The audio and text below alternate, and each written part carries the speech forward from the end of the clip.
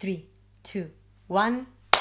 Hello everybody, my name is Natia, welcome back to Lady and the Trash. Before starting this video, I wanted to apologize for the lack of content. This semester for me has been crazy, but I'm finally done with all of my university exams for the rest of my life. Finally. So I hope that during this kind of vacations, because I still have some work to do, I will be able to post a little bit more often. But let's start right now. First of all, happy Pride Month, everybody. And today I'm here to talk about three Gmmtv BLs. The most recent 3 Gmmtv BLs. The lighting is very weird. I am very yellow. I know, I'm sorry. I will try to buy some whiter light for the videos. As you may have realized from the title, I will be talking about 3 BLs. And they are the most 3 recent Gmmtv BLs. And they are all so different from each other, and I'm not really sure it's a positive thing to say, because that means that Gmmtv, quality-wise, plot-wise, and everything else is very inconsistent. And I mean, we've always been knowing that, but yeah, this time the difference between these 3 shows was huge in terms of representation, in terms of quality, of plot, and everything else. So the 3 BLs that I will going to be talking about are Fish Upon the Sky, Tonhon Chonlatee, and A Tale of a Thousand Stars. Not in this order, of course. I will be talking about them in the order of the title, so the good, the bad, and the weird. And I'm pretty sure everyone already understood which one is in which category. This video will not be spoiler free, unfortunately, because I want to talk about these shows freely. A Tale of a Thousand Stars and Tonhon Chonlatee ended a long time ago. I know that Fish Upon the Sky ended very recently, but I still want to talk about it freely, so I will just give a very short summary at the beginning of each series and then start talking about them freely. Let's start with the good. And of course, I am talking about A Tale of Thousand Stars. And let's be honest, I am so glad this one was as good as it is, because we had to wait for something like almost 2 years for the show to actually be released. So I mean, we kind of deserved that, didn't we? I didn't want to wait 1 year and a half for the show to be horrible, to suck. Am I right? So thank God this one is the good. So what is A Tale of a Thousand Stars about? A Tale of a Thousand Stars is about a guy named Tian. He has a heart disease, and at some point he almost dies because of a heart failure. And at the hospital they gave him this heart transplant. Is that how it's called in English? I think so. And the original heart owner is this girl named Tofan. She recently died in a car accident, but her heart isn't damaged, so they are able to use it to save Tian. When he wakes up, he finds out about this girl and what her life was, and he decides he feels a little bit guilty for that, and he decides that he wants to continue living her life, yes, so that he kind of stops feeling guilty. That's kind of the plot. I'm very bad at summarizing this.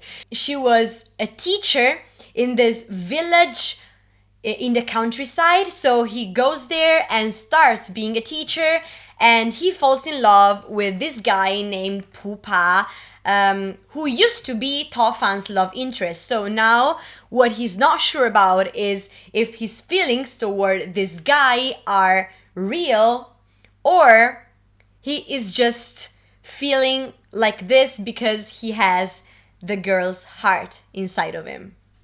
Does that make sense?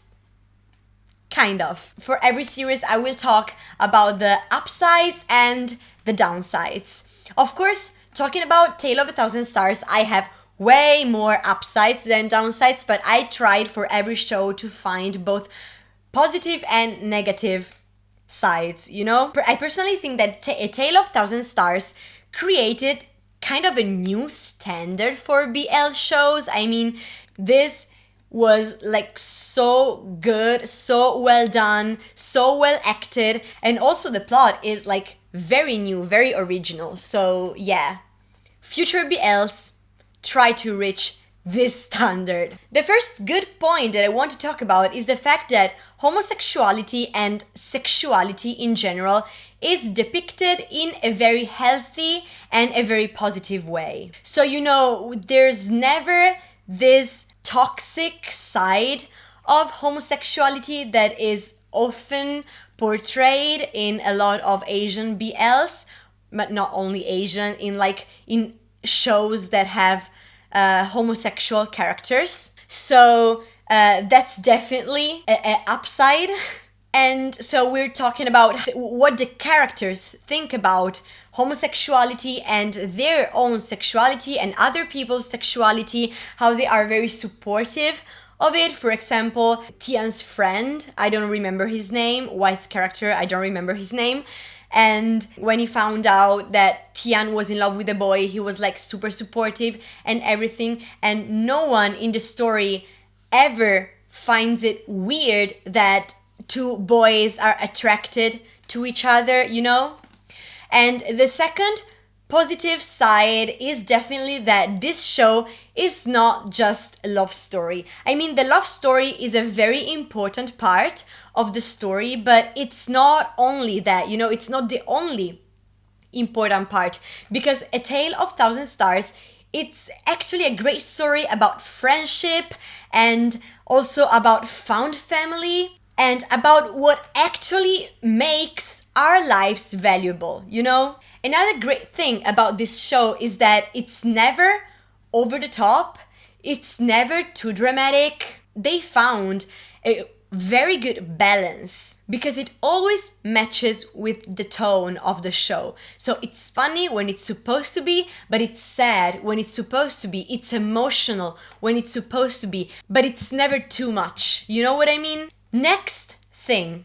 Okay.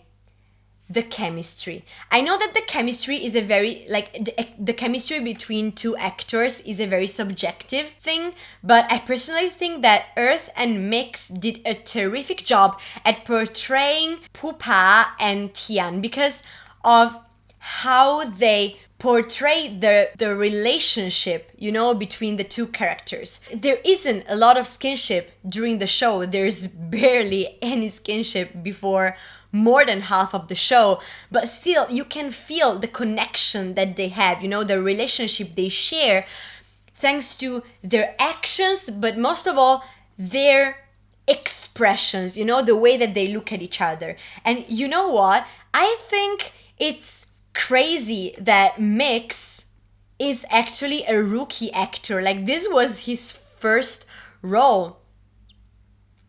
What? That was very impressive according to me. Also, I have to mention that this show has like a very high production value. It's visually stunning. It has a very pretty choice of colors, very pretty color palette. The actors are great. The directing is very good. So, you know, it has like all of the elements to be considered a well-made show. I also want to mention that I was worried about three things during the course of the show. So the first one was that they made Tian fall in love with Pooh only based on the fact that he had Tofan's heart inside of him. The second one was that they made the whole Tofan conflict way too dramatic and way too important.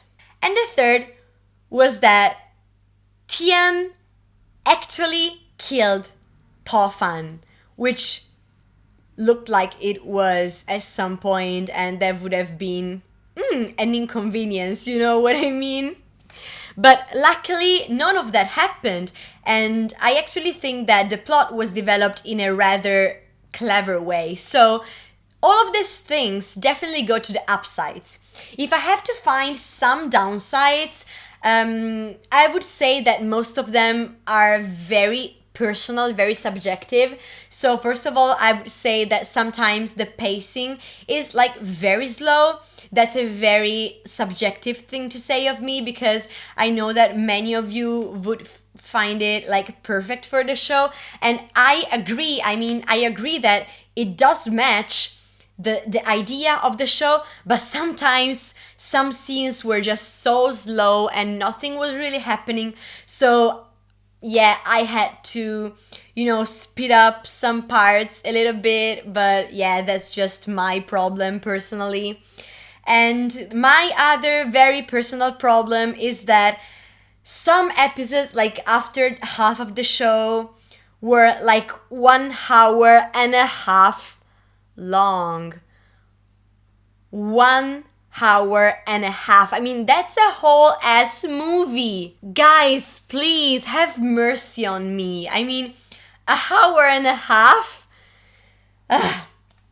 So the only kind of objective criticism that I want to give, that I want to say, is that I felt like Pupa at some point, like around episode 7, started acting a little bit out of character. Nothing too serious, but I felt like before he never once tried to, flirt with Tian, and he was very shy and very close about it, very tsundere about it, and Tian was the one, actively doing something to explore their relationship and everything.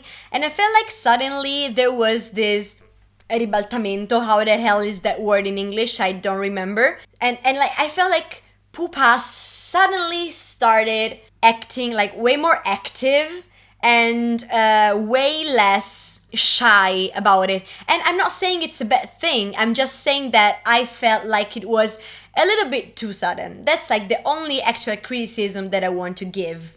But now let's move on with the bad. And I mean, I think everybody knew that I was going to talk about Tonhon Chonlatee.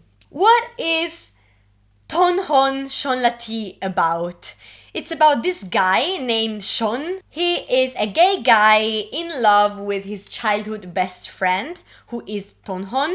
The only problem is that this guy he is in love with is actually a full-ass homophobe and has like all of the negative personality traits and all of the negative traits in general that you can give to a male character. So like homophobia, toxic masculinity, everything like that, he has it. So yeah, that's the plot. Basically, Shon is in love with Ton, but he is a homophobe.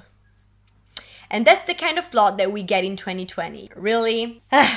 So this show was honestly so bad. I thought it was hard to be as bad or even worse as the handsome cowboy, like, the You Prince, the handsome cowboy. But I feel like Tonhon Chonlatee is just as bad, if not even a little bit worse. And that's a huge red flag, isn't it? Okay, let's start with the upsides. I personally only have one. I sincerely only have one upside to share with you guys. And I'm talking about one character in particular, which is Na. So he is portrayed in the show by Neo. And Neo Trai has like this very over-the-top way of acting, which is not always a positive thing. Sometimes it's a bit too much, but I will talk about it later in Fish Upon the Sky. But in this show, I felt like he was the only actually likable character. He was a little bit over the top, but at least he was funny, he was cute, he was respectful, The only way that it would have made me actually enjoy this show was if Sean realized that chasing after Ton was a waste of time, and he just realized that he had to choose Na. In that case, this would have been a nice plot twist, and the vibe of the show would have been overall way more healthy. So yeah, Na was the only positive thing. That's it. Let's go now with the downsides. I already mentioned this, but first of all, how can you in 2020 decide to write a story about a guy in love with another guy that is a homophobe? I mean, I thought we were past this and there was no need to make more of this content because that's not what most people want to watch. I hope. Guys, do you really want to watch this? Am I the only one? I don't think so. Let's go on. Tonhon's development. Tonhon's character development is horrible. I wouldn't even consider it a development because there was no development at all. Like, up to a certain point that I don't really remember because I watched this show a long time ago and I have no intention of rewatching not even a single part to make this video. So at some point, they kind of cured his homophobia in like half an episode, with no development at all. So like 1 second he was all like, oh, gay people, you know, that's not normal, that's disgusting, why do they even exist? I mean, I respect that they exist, but I don't want me or any of my friends associated with that.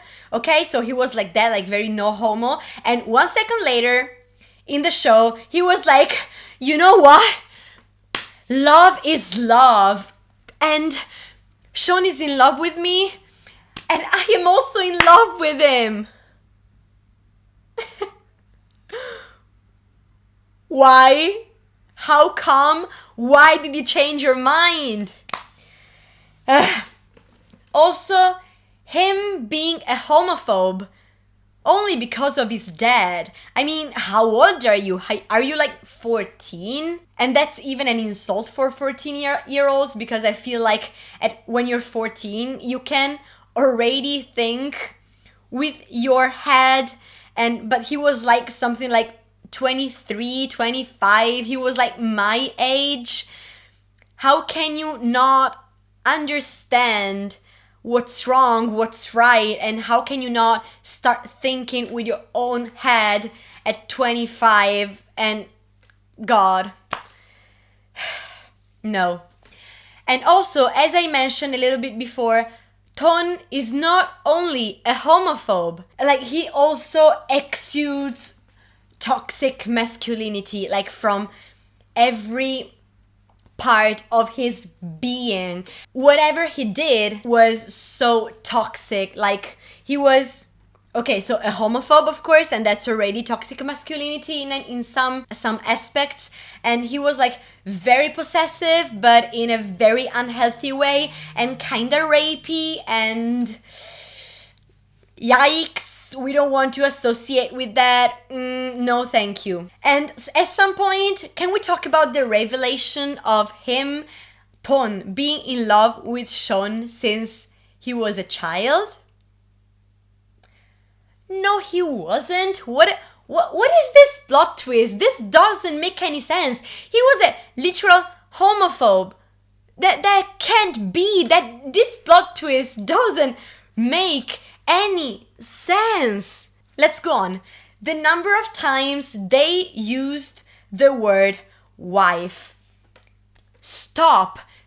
I mean, I know that sometimes I may find it way more problematic than it actually is, and sometimes it's just used as a joke and everything, but here is constantly repeated and overused. This term is very weird and I don't like them using that, and please stop. Let's go on. I've only talked about Ton up to this point, but I also want to talk about Sean a little bit. I don't really have a big problem with him. He just fell flat to me. I mean, he was uninteresting and I couldn't connect at all with him because how can you be in love with someone that hates the fact that you are gay? Like, I cannot relate, if someone wasn't okay with my sexuality, I wouldn't even be able to be friends with him. How can you be in love with him? So I couldn't relate at all with him. Nothing. Let's also talk about the other secondary characters, who are Miriam, I, and Nai. So at first their storyline actually felt a little bit interesting, and I thought it was going to be the only positive thing about this show. But turns out it wasn't. I don't really know what went wrong at some point, but also their story is a complete mess. And let's not mention the fact that at some point, Miriam becomes like a surrogate mother. Is that how it's called? Like at the end, a surrogate mother for Tonhon and Chon's kid. Like, that was so weird. I'm not saying that in general it's a bad thing, like in real life, I'm not saying it's a bad thing. I'm just saying that in the context of the show, it just sounded and looked so trashy and so unnecessary and so 2003 telenovela. And why did we do this? Why did we think it was a good idea? And also when they are talking about all this stuff, so, you know, like the last scene in the whole show, they also make like this very bad joke about COVID that was supposed to be funny, but no, guys, COVID is not funny in any way. To summarize what this shit show was about, think about any bad cliche ever used in a BL or in general in a rom-com, okay? This show has it. That's all. This show has any bad cliche ever created. But let's move on and talk about the last BL.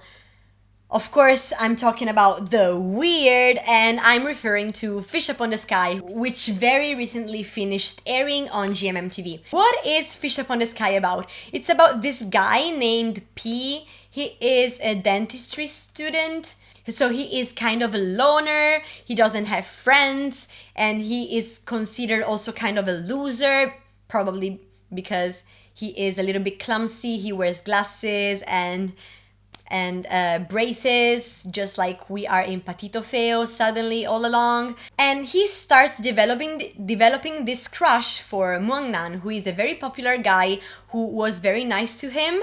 And so, you know, he starts developing feelings for this guy, but he doesn't know if these feelings are reciprocated.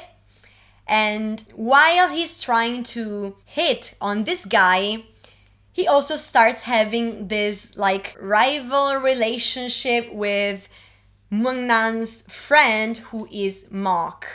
So yeah, and we all know which one is going to be the actual ship, you know? And there's also the second couple, which is P's older brother, Duan, and this cute, soft little guy called Min. He was so adorable, but okay. Let's start right now talking about the upsides of this show. Is going to have a more balanced number of upsides and downsides, because I personally felt like this show was a mess, but not always in a negative way. So let's talk about this. The first upside is that it's definitely a very light-hearted show. So if you're looking for something fresh, something that you need to disconnect your brain, and you just want to enjoy some nonsense fluff, then Fish Upon the Sky is definitely the right choice at the moment. This show had some parts that were like crazy funny, and I'm mostly talking about the first half of the show, because at some point he kind of became a little bit too much, but we're going to talk about it in the downsides. But I really can't say that this show wasn't funny, because it was, mostly in the first episodes. Sometimes I also started laughing out loud, you know, not just doing the thing that you do when something on the internet is funny, that you're there like no, this one actually made me laugh, and that was very nice. Another very nice thing that I think Fish Upon the Sky has are the kiss scenes, because first of all, they are way more than the average BL in which there are no sex scenes, because I feel like the shows that have a lot of kiss scenes are also because like the characters are shown or almost shown having sex. But in this case, this was like the most innocent show ever, but still I felt like the kiss scenes were very well done and very satisfying. You know what I'm saying? Like, they felt very real and there was a nice amount of kiss scenes, and yeah. So that's definitely a very positive thing. If we consider like the 3 shows based off the 3 works of G.T. Rain, so Theory of Love, Together, and Fish Upon the Sky, I would say that Fish Upon the Sky has the best kiss scenes, even though of course Theory of Love has the Afghan kiss scene, but we're talking about like 2 kiss scenes in the whole show, while this one has more. Also, I want to talk a little bit about Mungnan. So Mungnan is not the main love interest, but at the beginning he is P's love interest, in the fact that P is in love with him. And what I really enjoyed about it is that Mungnan is actually just a very good person, you know? Because usually when the main character is in love with someone that is not the other main character, then he has to stop being in love with him for some reason, okay? And generally it's because they find out that this person is not actually a good person, or maybe they rejected but like in a very bad way and stuff like that. But no, Mungnan is a sincerely good guy. He just wasn't into P, and he knew that P in some way liked his friend Mock, so when P confessed his feeling for Mungnan, he was like, that's very nice of you, and thank you for telling me that, thank you for having the courage to tell me that, but I don't think you actually like me. But I mean, he turned him down in a very gentle way, and also in the rest of the show, even though he didn't appear as much as before, he was still just a very nice guy, and that's a very positive point that I want to give to this show. And all of the other positive points that I'm going to mention are going to be about Duen. Duen was my favorite character, hands down. So he is also portrayed by Neo. So Neo being out there portraying all of my favorite characters in shows that I wouldn't have enjoyed if it wasn't for him. Nice. Okay, I still didn't enjoy Tonhon Chonlatee, but I enjoyed his character. So let's start with all of the positive things that I have to say about Duen. First of all, his character development. I felt like he wasn't the only character that they tried to develop, but he was the only character whose development was somehow effective, you know, that made sense, and that we could understand how the development worked and why it worked like that. You know what I'm saying? So I felt like it was so nice to have like some parts of every episode that had his point of view. While watching the show through his point of view, we could also hear his thoughts and how he started, you know. And I'm not only talking about the way he fell in love with Min, which according to me was very genuine and very believable, also kind of in real life, yeah, let's say that. But I'm also talking about how he also starts realizing how much of a bad person he actually is at the beginning, and how he can actively act to improve his behavior and to become a better person. That's his goal for the whole show, you know. It's not only realizing his true feelings for Min, but it's also becoming a better person. And talking about Min, of course, we have to mention Duen and Min relationship. So it's not only well developed, according to me, way better than the main character's development, but I will talk about it later. But, you know, Duen and Min's relationship was the sweetest, the cutest. It was so soft. Min is the definition of soft and fluff. And for me, it was the real interesting part of the story.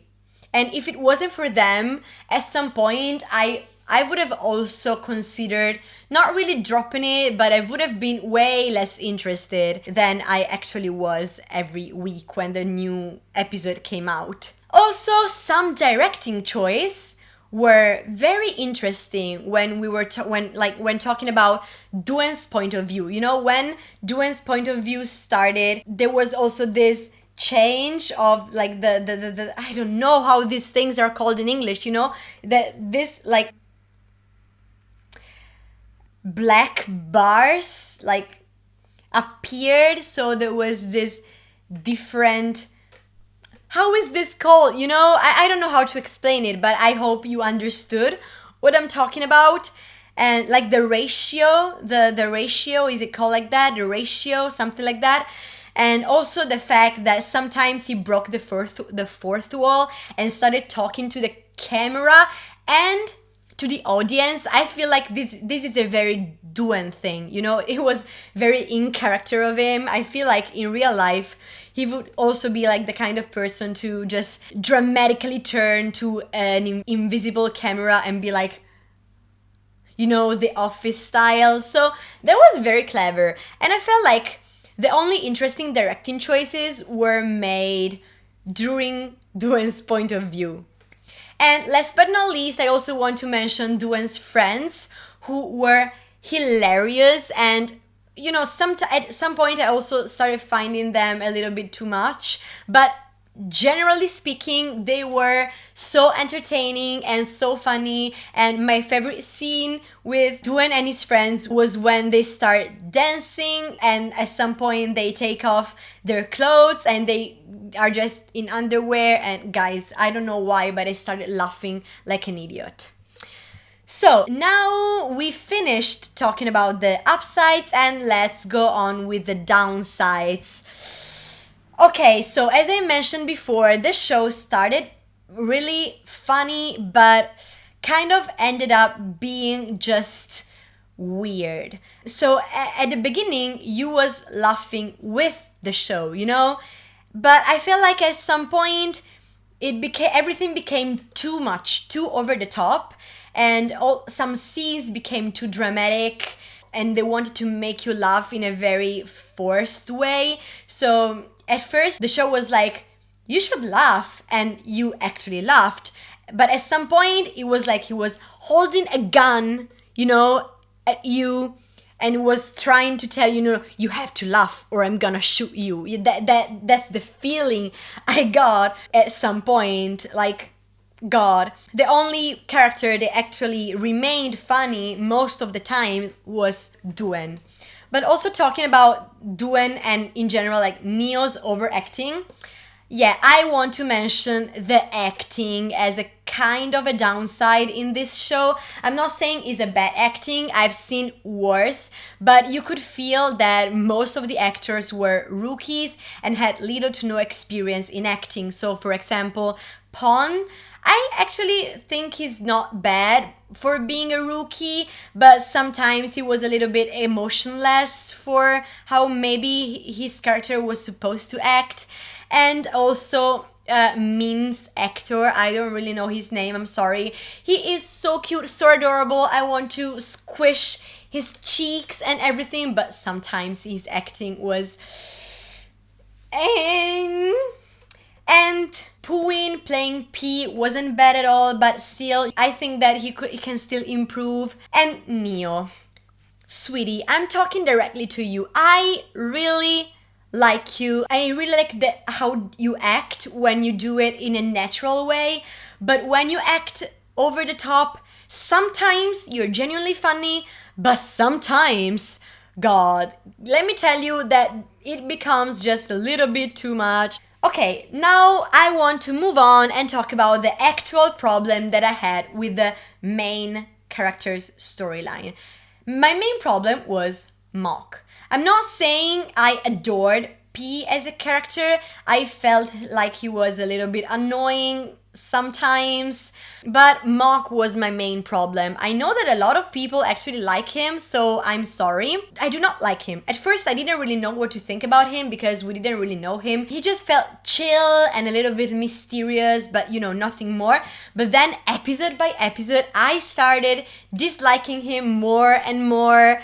And that just, he started becoming more and more obsessive and insistent in a very, maybe not really unhealthy or toxic, but it was just a bit too much at some point. And I also felt like he was actually somehow inconsistent in his words. So for example, let's take the last episode. At first, he was like, I don't want to force you if you're not ready to tell everybody about us and to do like your coming out. That's okay. I respect your choice.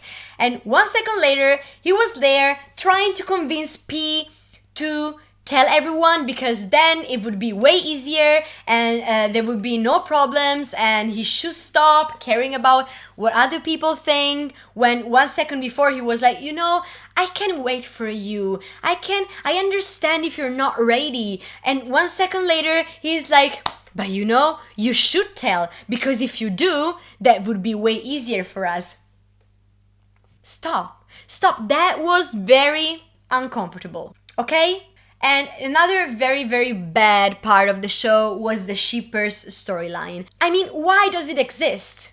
At the beginning, I thought it existed because they wanted to actively criticize it. Because for most of the show, you see that P is not okay with it. Is not okay with them invading their his privacy and all of that. But turns out he was not okay with it only because he was insecure and he was afraid that they started talking bad about him and also about Mark and everything. And the problem was not the whole concept of having like these people randomly following you. I mean, that would have been the problem that you had to criticize, not the fact that you were insecure. I mean, I can understand that you were insecure. That's okay, but you should talk about how this is a very unhealthy thing. This whole thing that was just too much. And last but not least, a very negative part of it was making Bam the villain. I mean, she was annoying, okay? Because I'm not saying she wasn't annoying. I still found her annoying as a character, but at least she wasn't a villain. Like, she wasn't portrayed as a villain, but suddenly she became a villain for like 20 minutes in the last episode. Just to create this very useless conflict that was talked about and resolved all in like 15 minutes. So like she did this very bad thing and suddenly like 2 minutes later she regrets it and she was like, I'm sorry, now I will start helping you. But I mean, like, you've been helping him this whole time, so why just refusing helping? So, there was this positive female character and they had to ruin it. That's my problem with this part of the storyline. The maybe very, very, very last bad thing that I want to mention is not actually a bad thing, but I want to talk about it because I felt very uncomfortable watching it. And I'm talking about in episode 11, Duen forcing Min to drink alcohol even though he didn't want to. I mean, I'm not really saying that the scene shouldn't have been there because that was part of Duen's character development and Duen's growth, and he understood what he did wrong and he changed and he realized that it was wrong. He went to Min and said he was sorry and everything, so that's okay. I just felt very, very, very uncomfortable because as a person who doesn't drink alcohol, simply because I do not like it, I've been experiencing for a lot of time people who are like, you should try, and almost forcing me, and that's very uncomfortable. So that scene made me very, very, very uncomfortable, but that's like a very, very personal thing. Yeah. Okay. I'm done talking about this. What do you guys think about these 3 shows? Feel free to share your thoughts in the comment. Let's start with this conversation that we always have. I always have a lot of fun reading and replying to the comments that I get under my videos. Even though I don't have a lot of subscribers, that's not a problem. As long as you are active, that's totally okay. Thanks for watching up to this point. If you arrived up to this point, like, comment, subscribe if you want to, and see you in the next video that I hope will be very, very, very soon. Bye bye!